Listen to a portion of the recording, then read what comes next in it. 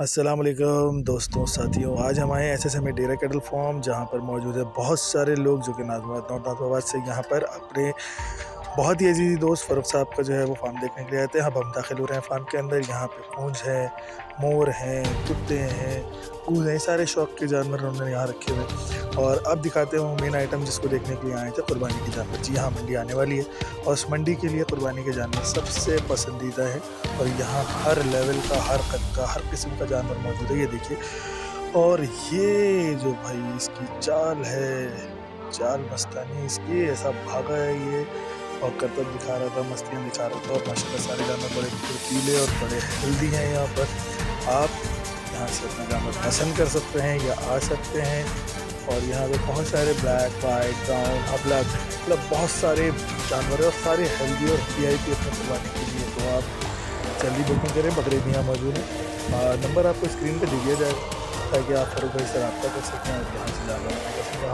دینی بھی ہے، اور انشاءاللہ پھر ملاقات ہوگی۔